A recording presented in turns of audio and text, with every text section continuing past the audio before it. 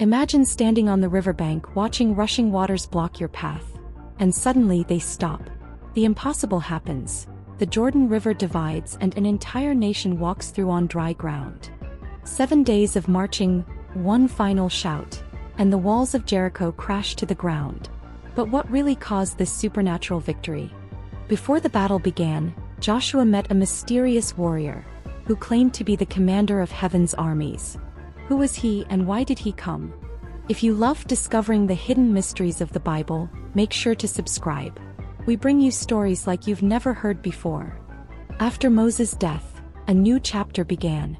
God chose Joshua, a warrior with unwavering faith, to lead Israel into the promised land. But this was no ordinary mission. Joshua would face giants, fortified cities, and impossible battles. God spoke directly to Joshua, "Be strong and courageous. Do not fear, for I am with you wherever you go." These words became the foundation of every victory that followed. Before attacking Jericho, Joshua sent 2 spies into the city. There they met Rahab, a woman whose bravery would change history. She risked everything to hide them and secure God's promise. At the Jordan River, Joshua commanded the priests to carry the ark ahead of the people. The moment their feet touched the water, the river stopped flowing, opening a dry path into the promised land. On the eve of Jericho's battle, Joshua saw a warrior with a drawn sword. "Are you for us or against us?" Joshua asked. The figure replied, "I am the commander of the Lord's army." Joshua fell to his knees in awe. For 6 days, Israel marched silently around Jericho's massive walls. No shouting, no fighting, only the sound of footsteps and ram's horns. The people didn't know how God would act, only that he would. On the 7th day, Israel marched around Jericho 7 times. As the priests blew their trumpets, Joshua shouted, "The Lord has given you this city." Suddenly the earth trembled, and Jericho's walls collapsed in an instant. Amid the chaos, Joshua kept his promise. Rahab, the woman who hid the spies, was rescued along with her family. Her faith not only saved her, it placed her directly in the lineage of Jesus Christ. But victory was followed by tragedy. A man named Achan secretly stole items from Jericho, defying God's command. Because of this sin, Israel suffered a shocking defeat in their next battle at Ai. Confident after Jericho, Joshua led his army against Ai, but they were crushed. Shocked and heartbroken, Joshua fell before God, begging to know why Israel had failed. God revealed the truth. Israel's defeat came from Achan's hidden sin. Achan and his stolen treasures were brought before the people, and judgment fell swiftly, restoring God's favor to Israel. This time God gave Joshua a new strategy. Israel set an ambush, drawing Ai's warriors into the open. At Joshua's signal, hidden troops attacked from behind, and Ai was finally defeated. After victory, Joshua gathered the people at Mount Ebal and Mount Gerizim. There he read the entire law of Moses, reminding Israel of God's promises and the consequences of disobedience. Hearing of Joshua's victories, the Gibeonites feared destruction. Disguising themselves as travelers from a distant land, they tricked Joshua into making a peace treaty, a decision that would haunt Israel later. Angered by Gibeon's alliance with Israel, 5 powerful Amorite kings formed a massive army to destroy them. The Gibeonites pleaded with Joshua for help, and he prepared for one of Israel's greatest battles. Joshua led his warriors on an all-night march to Gibeon. Exhausted but determined, they arrived at dawn, surprising the Amorite kings and throwing their forces into chaos. As the battle raged, God himself intervened. Massive hailstones rained down on the Amorite armies, killing more warriors than Israel's swords. Victory was near, but daylight was running out. In a moment of unshakable faith, Joshua lifted his hands and prayed, "Sun, stand still over Gibeon."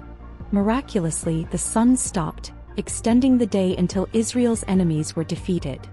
The 5 Amorite kings hid inside a cave, but Joshua ordered it sealed until the battle ended. Then, before the entire nation, the kings were brought out, a sign of God's power over Israel's enemies.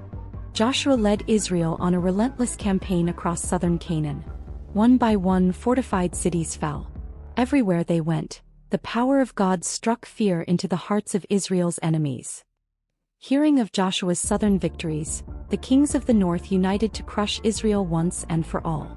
Their armies numbered in the tens of thousands, a force unlike anything Joshua had faced before. Standing before an army far greater than his own, Joshua heard God's promise once more. "Do not be afraid, for tomorrow I will give them into your hands." Faith fueled courage, and Joshua prepared for war. The city of Hazor, the greatest northern stronghold, became Joshua's ultimate target. With God's help, Israel captured the city, defeated its king, and burned Hazor to the ground. Through every battle, Joshua's strength came from God's promises, not his own power. Again and again, miracles proved one truth: victory belonged to the Lord, not the sword. After years of conquest, the promised land was finally secured. Joshua divided the territories among the 12 tribes, fulfilling God's ancient promise to Abraham. At Shechem, Joshua gathered all Israel for a final covenant renewal. With the ark before them, he declared, "Choose this day whom you will serve. As for me and my house, we will serve the Lord." Joshua devised a bold strategy to conquer Ai after their first devastating defeat. He set an ambush behind the city while leading a small force in front. As Ai's army rushed out to attack, the hidden warriors swept in, setting the city ablaze. Smoke rose to the heavens, and Israel turned back with renewed strength. The tables had turned. This time Ai fell completely. After the victory, Joshua led Israel to Mount Ebal and Mount Gerizim to renew their covenant with God. The blessings and curses were read aloud, reminding the people that obedience meant life, but disobedience brought destruction. It was a powerful moment. Israel recommitted to walk in God's ways. News of Israel's victories spread like wildfire, and nearby nations trembled. But the Gibeonites devised a clever trick. Dressing in worn clothes and carrying moldy bread, they pretended to be travelers from a distant land. Without seeking God's counsel, Joshua made a treaty with them, a decision that would have lasting consequences. Furious that Gibeon made peace with Israel, 5 Amorite kings formed an alliance to destroy the city. Gibeon cried out to Joshua for help, and without hesitation he marched all night with his army.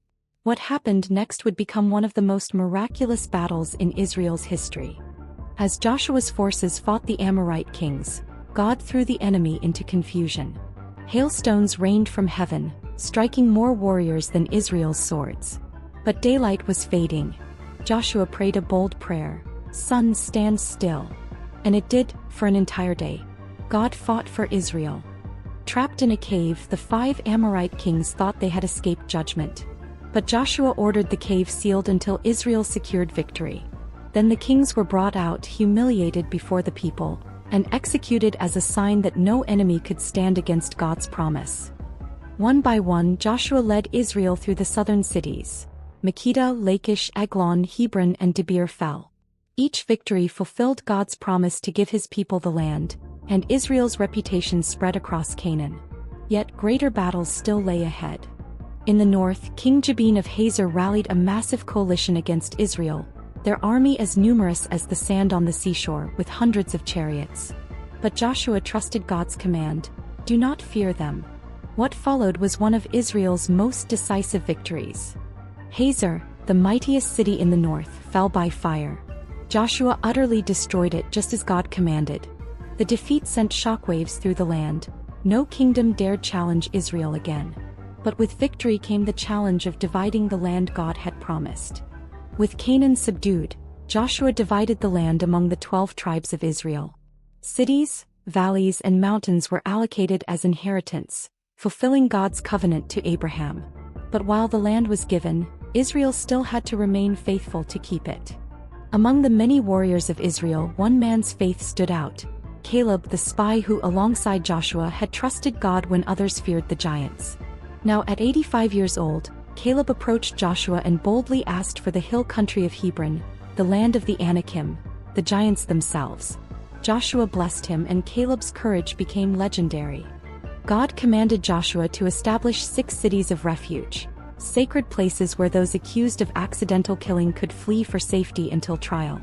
It was a divine system of justice and mercy, revealing God's heart for protecting the innocent while upholding righteousness in Israel's new society. After years of war, Joshua released the tribes of Reuben, Gad, and the half-tribe of Manasseh to return east of the Jordan. But before leaving, they built a massive altar at the riverbank. Tension erupted. Israel feared rebellion.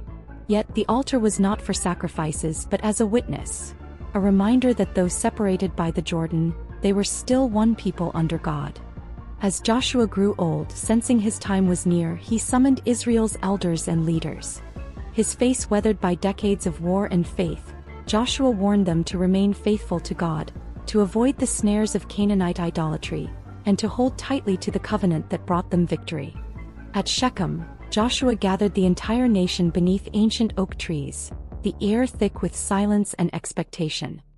He delivered a stirring challenge: "Choose for yourselves this day whom you will serve, but as for me and my house, we will serve the Lord." These words echoed through history, defining Israel's destiny. The people responded with one voice, declaring their loyalty to God. Joshua recorded their words, set up a massive stone beneath the oak, and declared it a witness to their promise. It stood as a silent reminder for generations, a symbol of faith, obedience, and accountability before God. With the land at rest, Israel enjoyed years of peace under Joshua's leadership. Families built homes, cultivated fields, and worshipped freely. Yet beneath the surface, seeds of future compromise were already taking root, and Joshua knew it. As his days drew short, Joshua issued one last warning. If Israel abandoned God and followed the gods of Canaan, disaster would fall upon them. He pleaded with them to remain steadfast, but history would show how quickly hearts can drift when blessings are taken for granted. Before Joshua's passing, Eleazar, son of Aaron and high priest of Israel, also died and was buried in the hill country. His death marked the end of an era.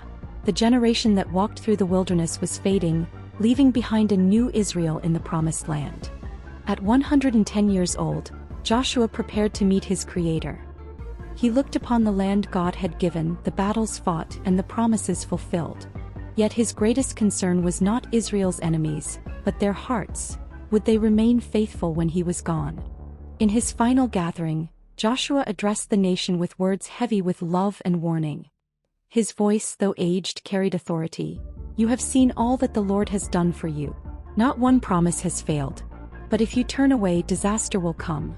It was both a celebration of God's faithfulness and a sobering reminder that blessings come with responsibility. After his death, Joshua was buried at Timnath-Serah, in the land he once spied as a young man. The people mourned deeply, their weeping echoing across the hills.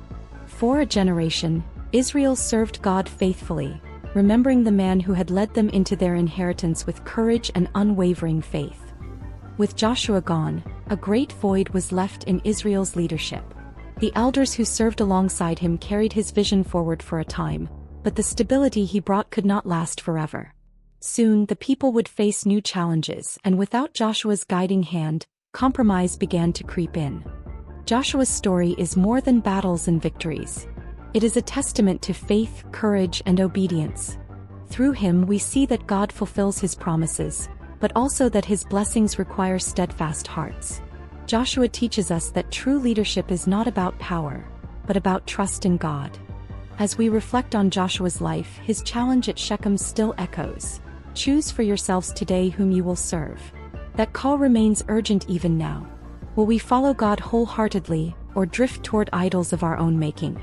Joshua's life demands a response from every generation. Joshua's legacy was not in monuments or riches but in faithfulness. He was the bridge between promise and fulfillment, the leader who turned wandering slaves into a nation. From Jericho's walls to Shechem's covenant, his story reveals a God who keeps his word and a man who dared to believe. Long after his passing, Joshua's name became a symbol of courage, loyalty, and victory through God's power.